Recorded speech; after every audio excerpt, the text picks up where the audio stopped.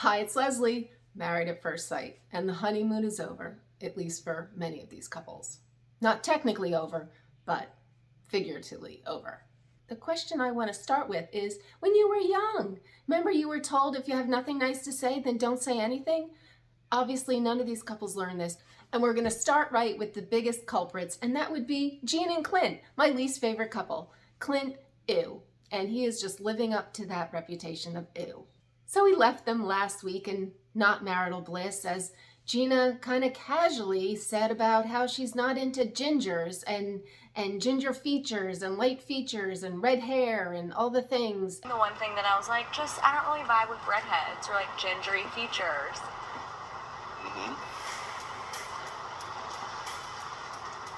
And not to say you're unattractive, it's just that's what you are. And so I was like, okay, he's a gingery, like not my typical, just like It's her. I don't even know why that's being said. I don't know what's to be gained by being said. She says they were just having an honest conversation. Why say that? Nothing good can come from that. I didn't even know that's an insult. Is being a ginger an insult? I mean, I thought that was cool to have right here, but whatever.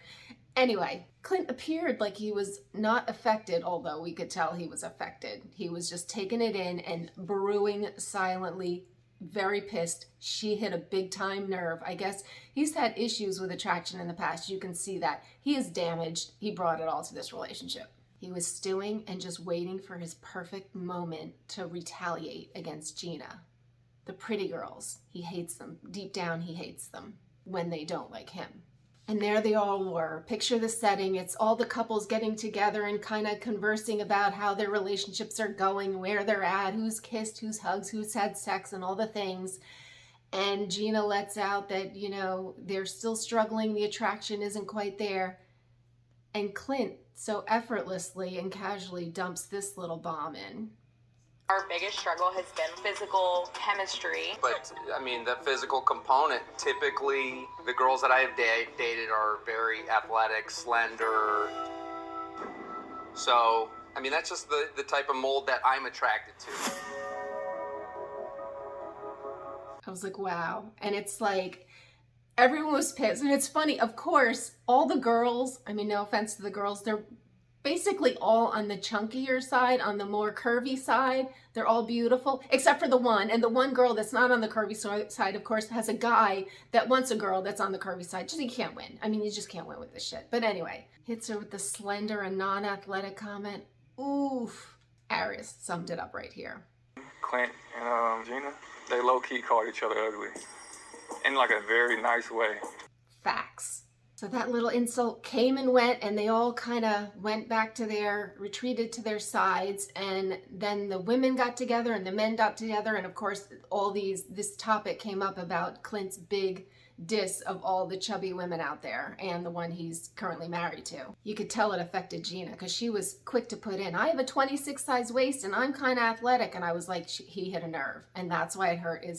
He hit a nerve. And it's a weird thing when you insult a girl about weight. It's almost like she can do something about it is implied, like you're this way, where red hair you're kind of born with, so you can't really own. It's just, you can't insult a girl about her weight or her body. That is just the number one thing you cannot do. As if they weren't having enough troubles, I guess Clint feels Gina talks too much about her salon. She's too much into her business and all the things, and he just wants to have fun, and I don't even know. They're just not a match. He even said he wondered if she was just doing this whole show as a big promo for her hair salon and to work on her brand. Does everyone have a brand? She owns a hair salon. You have a brand when you own a hair salon? I don't know. Everyone has a brand. And I'm so baffled. What is this Front Street? Am I just like old and out of touch? What is Front Street? And is it just mean like just being brutally honest, even if it's rude and insulting? Is that what being on Front Street is? I don't understand. Someone comment what the frig is Front Street and what it means, because I have no idea.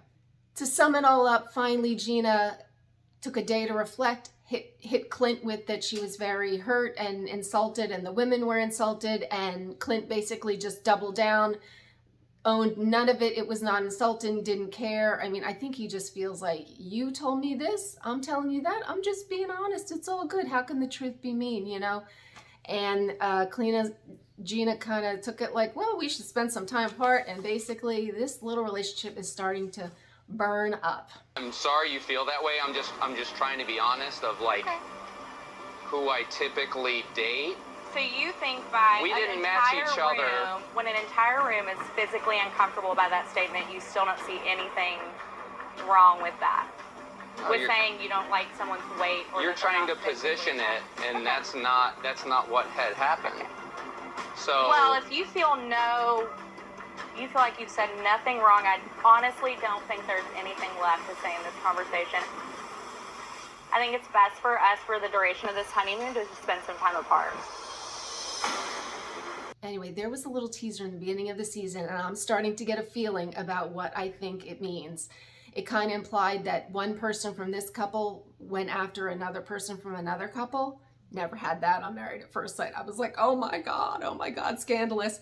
And I'm getting the feeling, here's my little pick, and you can put your pick in the comment if you have a different idea, but I'm thinking, just by Mac's comment, that he's thinking, he made a comment that he's like, who does Clint think he is? Like, he could get someone better than that? Gina's beautiful and sexy, and I'm thinking it's Mac is gonna make a move on Gina.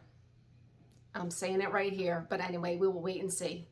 And while I say that, please subscribe, because we'll find out together how this season unravels in the coming weeks. But please subscribe and hit that notification bell. But anyway, let's press on. Anyway, now let's go on to Jasmine and Iris. This is worst case scenario. Iris, I guess, was attracted to her initially, and the more it seems like he's getting to know her, the more she's falling into the friend zone.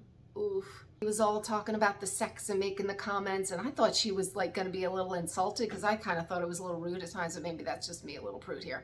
But she was not. I guess she liked that, and now that it stopped, she's kind of very alarmed by it, thinking, ooh, has something changed here? And I guess he's thinking of it as a positive, that he's doesn't want to hop right into bed with her, that, you know, that's failed him in the past, so he's trying to do something different this time. I don't know. It does not spell success for me here. So they're taking it slow. Ugh. Which is almost the kiss of death sometimes. And here's Ari summing up how he feels right now about Jasmine. Took a turn for the worse. Got a lot of emotions going on right now, and that's throwing me off too, because I just feel more of a friend vibe instead of like an intimate romantic partner. And I don't know if that's normal. Like, I've never been like that in the past. I've been hyper focused on sex, so you know, right now I'm trying to look at that as a positive, that I'm not having sex. Jasmine says she's at a 12 in attraction to Iris, and Iris says he's at like a 4 or 5. And of course he wants the curvy butt. He didn't get that. All the other ones got that. And they don't want it. Or so at least Clint says. And how much can she harp on that he hasn't fallen in love before? I'm like, get over it. He hasn't fallen in love. Get over it. Like, we can't just rehash this every week. It's okay. On to Kirsten and Shaquille. I still like him the best. If you had to saddle me with one of these great guys, it would be Shaquille. Not that there's any, you know, but anyway, I would take him. They went out dancing together. They're so cute together. And at least she admits she didn't have that initial attraction, but now she's saying she's finding it the more she gets to know him. That's at least, if you're going to be honest, but end it with a positive. But of course, she has an issue with he jokes too much. That was also a theme tonight. A lot of people joking just too friggin' much. These women have no sense of humor. I'm like, who doesn't want a guy that makes you laugh? But I don't know. But they seem to be doing well. They seem to communicate well. Shaq talks, he listens. They seem to have good communication. I'm gonna go on to Nicole and Chris. This is the most boring couple. I think they have the best chance of success. They are two damaged souls that are just like, Chris is so insecure and worried about doing the wrong thing. Nicole, I don't know what she's damaged too. They are made for each other. I hope they make it. I just don't really even care if they do, because I'm just not even invested in them, but they're doing very well. They're taking it slow, putting sex on the back burner like everybody else. That back burner is full of sex back there. And they are getting to know each other on an emotional level first. On to Dominique and Mac. They are so funny. Like, when you look at them, they look like their eyes are smiling. Like, you know how you can tell two people are attracted to each other, and they look like they're actually really attracted to each other. But then when Dominique opens her mouth to talk about Mac, she's like, he jokes all the time. He's always sarcastic. Like, that would get old. That would get freaking old. You just, when you don't know if someone's serious or they joke all the time, I couldn't handle that. She doesn't like that he's not adventurous, and he's not. And I'm like, they're just, I don't know, like, he should just fake it, or just like, If he likes her, you'd think he would like doing things with her. I don't understand it, but Tom says her attraction to him is at a 6.5, but the romance is at a 3 or 4. Nicole and Chris, Kirsten and Shaquille. Those are the only two I feel even have a shot. All the other ones are just gonna blow up, some worse than others. Anyway, if you like my recap, I'm here every week. We can follow along with this together. Please subscribe and hit that notification bell. Or if you like the video, please hit like on the video or dislike if you don't like it. And I will see you next week. Bye.